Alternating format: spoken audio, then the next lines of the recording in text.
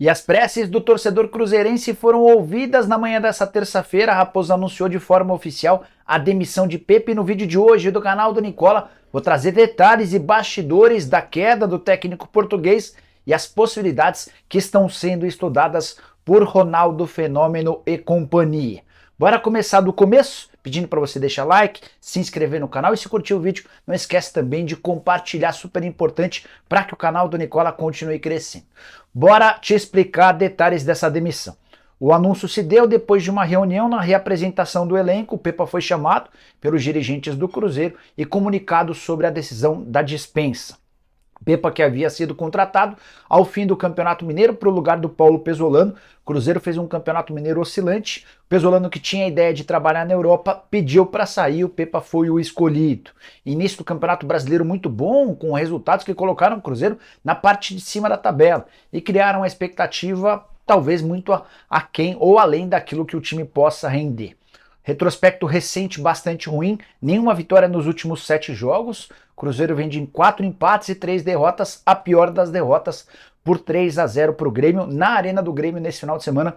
Resultado que poderia ter sido até pior, não fosse por algumas chances desperdiçadas. Nos últimos 15 jogos, o Cruzeiro venceu apenas 2. E diante desse cenário, se aproximando da zona do rebaixamento e com muita pressão do torcedor, o Cruzeiro optou pela dispensa do Pepa. Além do Pepa, também deixaram o clube o Samuel Correia, o Pedro Oliveira, o Pedro Azevedo e o Hugo Silva, que compunham sua comissão técnica. Daqui a pouco eu te conto quais são os planos do Cruzeiro em relação a técnico. Antes, só para contextualizar um pouquinho mais do atual momento. Cruzeiro, nesse instante, é o 12º colocado do Campeonato Brasileiro, 25 pontos conquistados em 21 jogos. Só 4 pontos de vantagem em relação à zona do rebaixamento. O Santos é o primeiro do Z4 com 21 pontos. Nessa sequência de 7 partidas sem vitória, o Cruzeiro fez bons jogos. Perdeu para o Palmeiras numa partida que poderia ter vencido, não fosse a falha na finalização contra o Corinthians, empate no último lance. O Cruzeiro foi bem melhor do que o Corinthians e merecia os 3 pontos. Alguns resultados escaparam pela falta de qualidade, especialmente do time do meio para frente. É um Cruzeiro organizado que se defende bem, mas tem muita dificuldade ofensiva.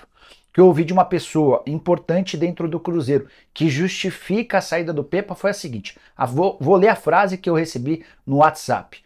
O determinante para a demissão do Pepa foi a ausência de capacidade para reverter a situação com o grupo. Pedi para que essa pessoa me explicasse e ela bateu na tecla da entrevista do Rafael Cabral pós-jogo.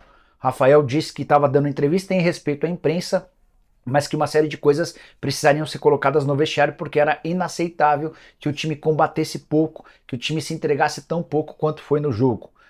O diagnóstico dos dirigentes do Cruzeiro é de que o Pepa não teria mais capacidade para reverter esse atual momento, de um time em crise e de um time muito menos intenso do que em outros momentos. A intensidade era a grande marca do Cruzeiro de Paulo Pesolano na temporada passada e foi também do Cruzeiro do Pepa nos primeiros jogos. Importante contar que o Cruzeiro tem até domingo para definir seu novo técnico. Isso porque no final de semana enfrenta o Red Bull, recebe o Red Bull Bragantino em casa. A ideia já é ter um treinador até lá.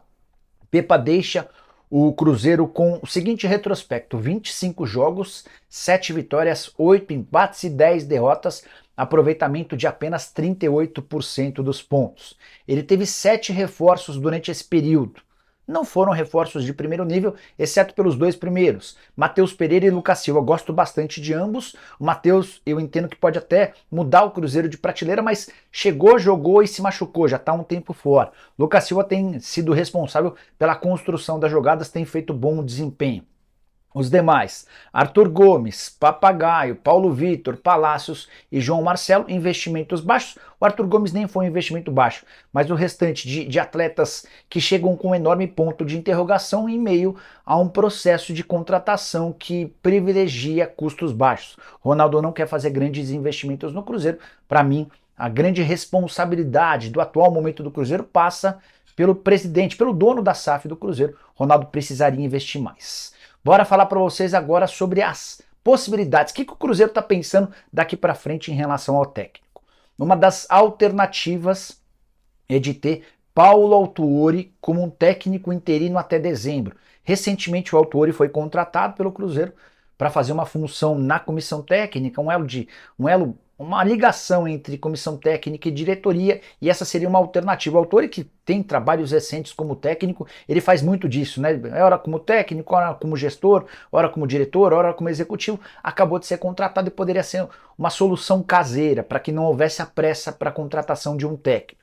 É uma alternativa. Ainda existem outros dois nomes sendo trabalhados pelos homens do futebol do Cruzeiro. O primeiro deles, Maurício Barbieri, técnico com boa passagem no Red Bull Bragantino e passagem ruim pelo Vasco na 777. Foi recentemente demitido depois de não conseguir dar ao Vasco um padrão de jogo. Cruz Maltino era o lanterna do Campeonato Brasileiro quando da demissão do ex-treinador. Teve passagem também pelo Flamengo nas categorias de base e no time principal.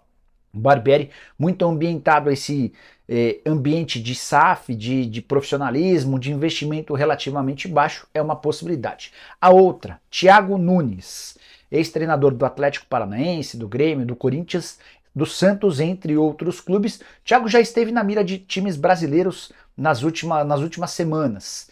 Dirige desde o início da temporada o Sporting Cristal, do Peru. Fez um bom desempenho, quase conseguiu a classificação do Sporting Cristal para a fase de mata-mata da Libertadores da América. Acabou não rolando, o time é líder com folga do campeonato peruano, vem de 8 partidas sem derrota, com 5 vitórias e 3 empates durante esse período. O Cruzeiro, inclusive, já buscou informações a respeito do Thiago Nunes, por que ele não deu certo, por exemplo, no Corinthians. Na oportunidade ele tinha a missão de reestruturar o elenco, de colocar ordem e dar disciplina a atletas de bastante tempo de casa, mas ele não teve o respaldo da diretoria nessa missão. No caso do Cruzeiro, nem há necessidade de entrar numa queda de braço, é um elenco avaliado como um elenco tranquilo, um elenco fácil de trabalhar, falta um pouquinho de qualidade, especialmente com a bola nos pés. Essa decisão será tomada nos próximos dias. O próprio Cruzeiro, em sua nota divulgada nessa terça-feira, comunica que pretende anunciar seu novo técnico num futuro não tão distante, mas achei importante trazer essas informações do motivo da demissão do Pepa e quais são os próximos caminhos com Paulo Autori, Maurício Barbieri e Thiago Nunes como alternativas. Você prefere quem? Use espaço para comentários, para deixar sua opinião e para dizer o que você pensa sobre o trabalho do Pepa de 0 a 10. O treinador português merece que nota? Não esquece também de deixar like, de se inscrever no canal, a gente volta mais tarde com o vídeo, beleza? Abraço, tchau!